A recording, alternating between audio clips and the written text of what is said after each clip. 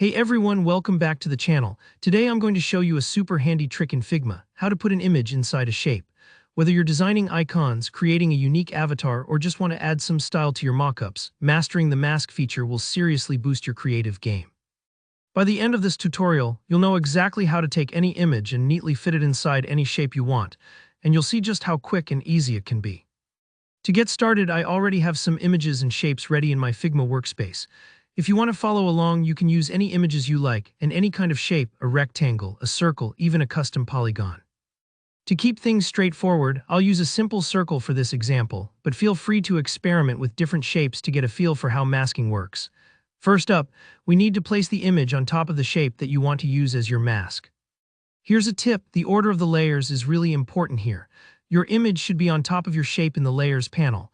If you're not sure, just drag your image above the shape in the Layers list on the left. Think of the shape as a sort of cookie cutter and the image as the dough. The dough needs to go over the cutter if you want a perfect cutout. Once you've got your image on top of the shape and both layers selected, the real magic happens.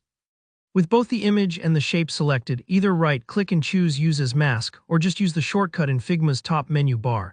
Don't worry if you need a second to find it, it's right up at the top and just says Use as Mask. When you click it, you'll instantly see the image snap to the shape beneath it. Only the part of the image that fits inside the shape's outline will be visible, creating a really clean and professional look. If the result doesn't look quite right at first, don't panic. You can double-click into your mask group to adjust the image's positioning or even resize it without affecting the shape of the mask.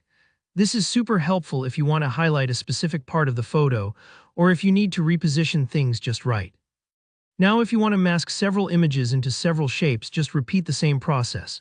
It takes just a few seconds for each, and you'll find you can quickly create things like galleries, button backgrounds, or avatar grids with masked images. The more you play with it, the more ways you'll find to use this powerful feature in your own workflow. And that's really all there is to it. You've turned a basic image and a shape into something way more dynamic using Figma's mask tool. Just remember, it's all about the layer order, selecting both the image and shape and hitting Use as Mask. Don't worry if it takes a moment to get used to. After you've done it a couple of times, it'll become second nature.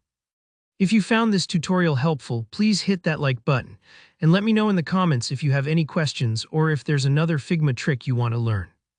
And don't forget to subscribe for more easy-to-follow design tutorials. Thanks so much for watching. I'll see you in the next video.